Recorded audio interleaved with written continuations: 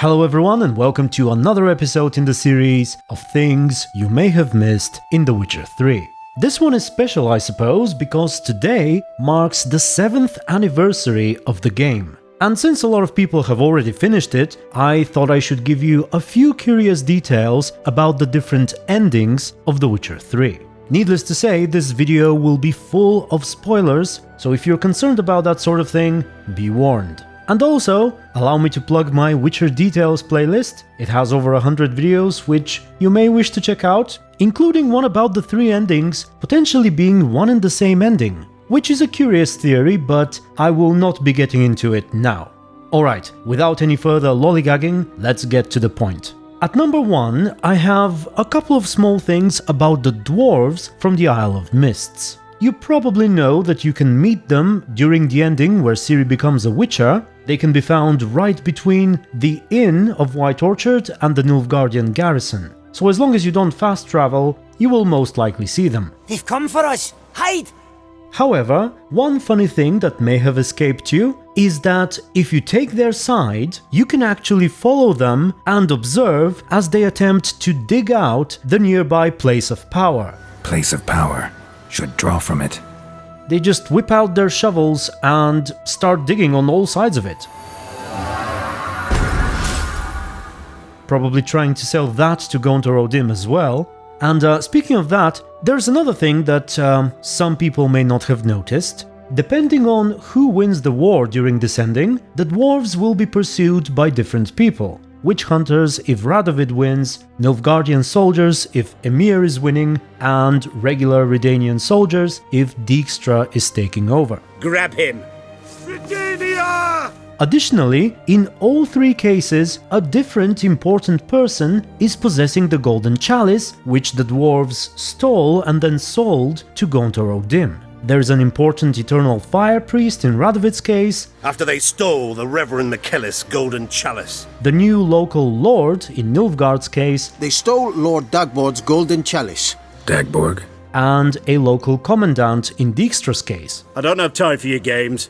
Commandant will have his stolen chalice back. So I wonder if this is some sort of item of significance for White Orchard, and Gaunter O'Dimm wants to have it for some reason. I don't know, he may have a particular interest in the area given that he was here before Geralt in the beginning, but who knows. However, the dwarf encounter is far from the only thing that changes based on who rules the north. There are quite a lot of unique details for each of the rulers during this ending, and to that I've dedicated number 2 on the list.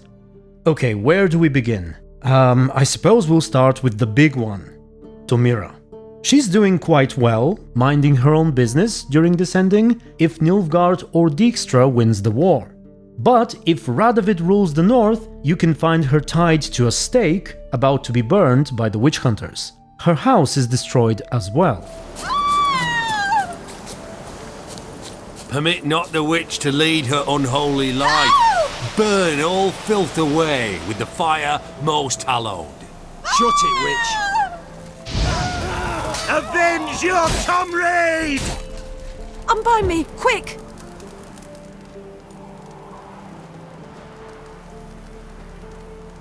Thank you. Wounds need a look. I'll manage now. Hunters could come back. I'll not wait round for them. Good luck. I could use it.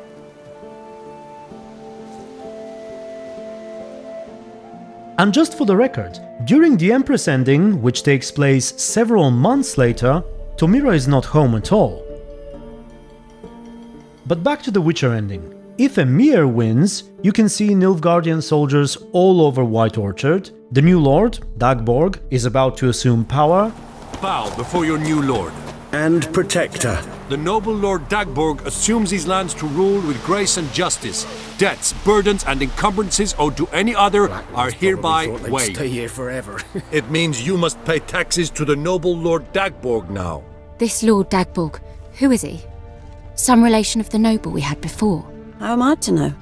And the army is preparing to leave. We march in 2 hours. Any man not standing ready in full outfit will be considered a deserter. You have grown lazy, shitheels. drinking your Temerian wheat beer. I shall remind you what it means. The Imperial army marching. And just as Lena had fallen in love with a Nilfgaardian soldier, we can see another such couple saying their goodbyes. You all talk. I will come back for you, I promise. Yes, if only you'd done half what you promised. I'll come back and take you to Nilfgaard. You were to stay here.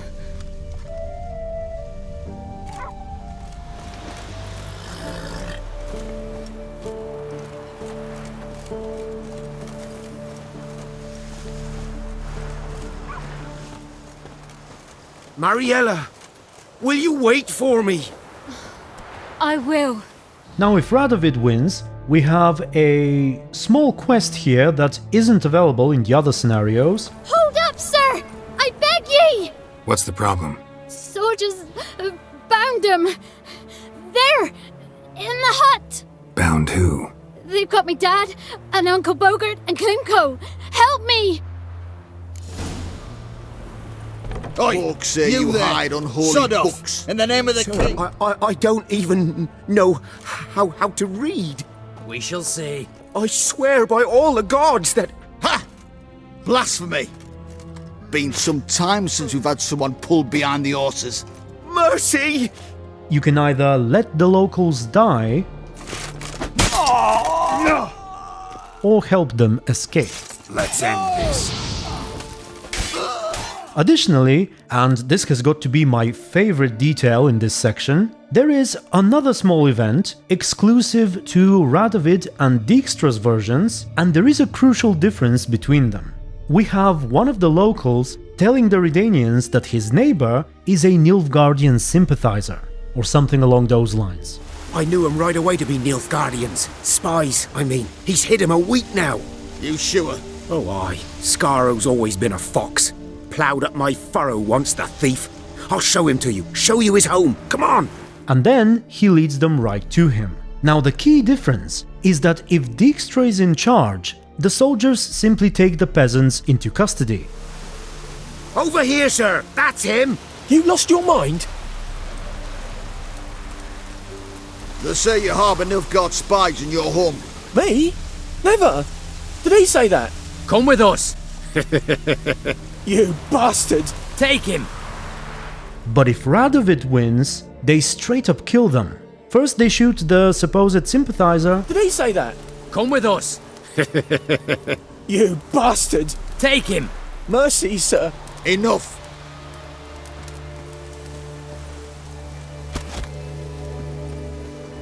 And then the guy who ratted him out as well. He makes it quite far actually, but not far enough.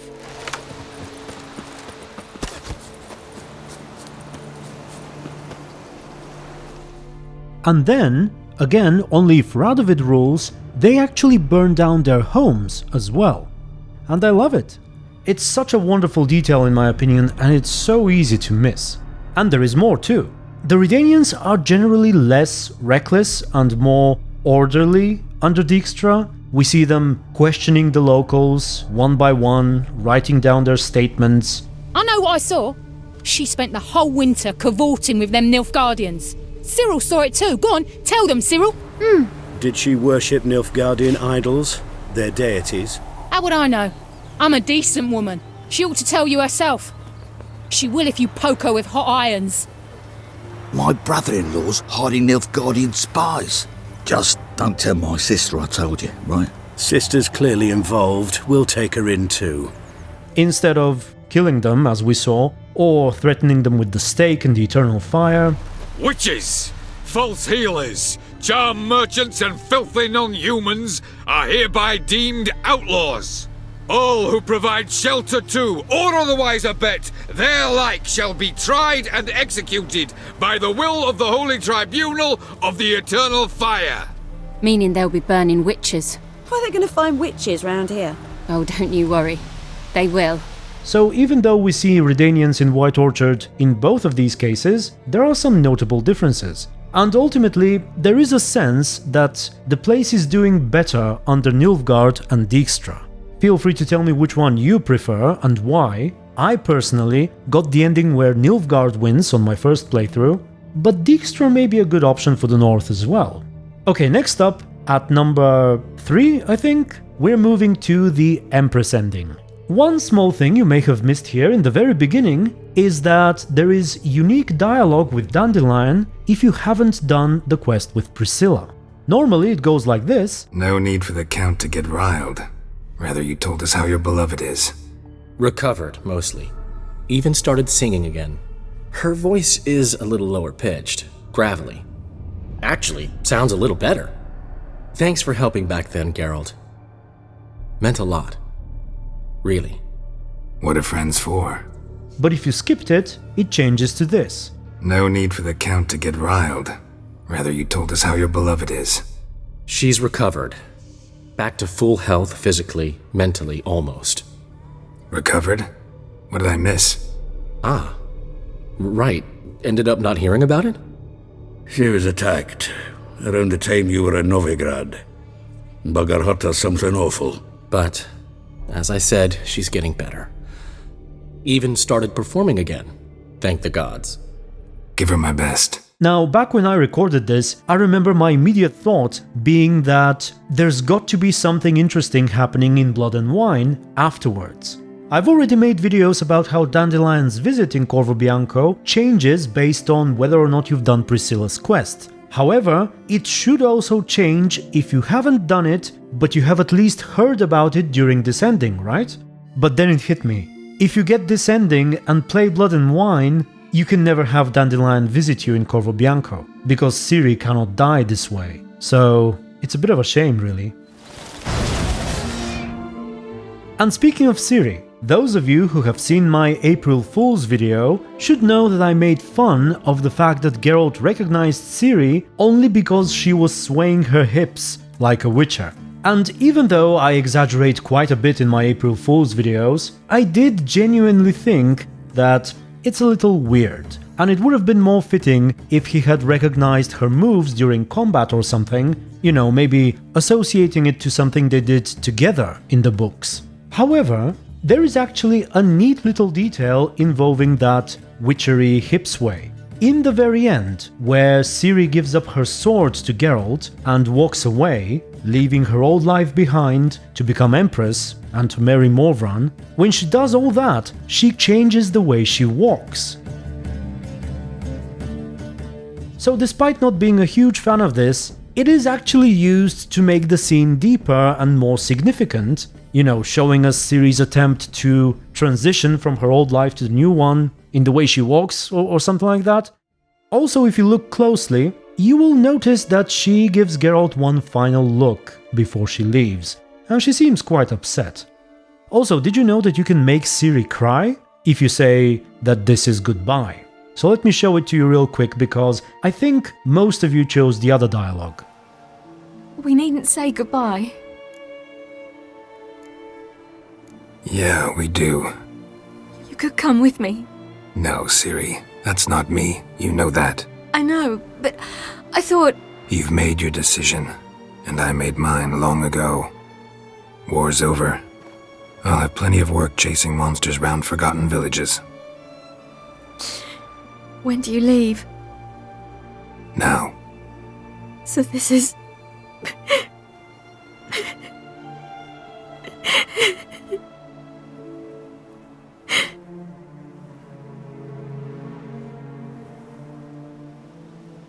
And speaking of crying, let's talk about the worst ending.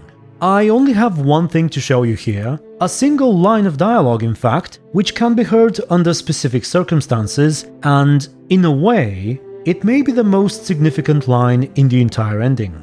You know how you meet the werewolf who, if spared, will ask you to help him with the she-wolf and her cubs. There's a wolf den nearby. Wolf cubs inside. Carry them out of the swamp. Why? They'll not survive here, or they'll change into something evil. I'll try. Now, some people have asked me what I think about this, about whether this moment might give Geralt a reason to fight back in the end, to survive this encounter and to take the remaining cub to safety, and the answer is most likely no. and it is given by Geralt himself. Here's how to get it. First, you have to refuse to spare the werewolf. 'Tis a foul age. That it is. Then, after you kill him, you'll have to encounter the humans on your own. Do not go straight to the crone. You have to kill them, and then you have to get close to the dead she-wolf and the surviving cub in her lair. Upon doing so, Geralt will say this. Maybe, once in a different time, I'd have helped. And I love it. It truly shows how broken Geralt is at this point, and how he's basically not the same man that we know anymore. You lie. I don't feel a thing anymore. And I gotta tell you, this ending is in fact my favorite. I love the whole symbolism of the man's ear missing and the werewolf having one instead. The parallels between the she-wolf and Geralt. You know, she struggled until the end to feed and protect her child, but ultimately failed and died, which will likely lead to the death of the cub as well. And Geralt, who similarly struggled throughout the whole game to find Ciri and keep her safe, but in this case failed, and his choices likely led to the deaths of both of them. And it's great, and a fitting note to leave you on. So with all that said, I hope you enjoyed the video. If you did, consider giving it a like, and make sure to let me know what you thought of everything I talked about. If there's anything else you think I should have mentioned, don't hesitate to comment about it. I would like to thank you all very much for watching, especially those who have been doing so for the past 7 years, I guess. And of course, as usual, special thanks to my supporters and YouTube members. And also to the people who made and released this game 7 years ago. Okay, until the next video, stay tuned and be good.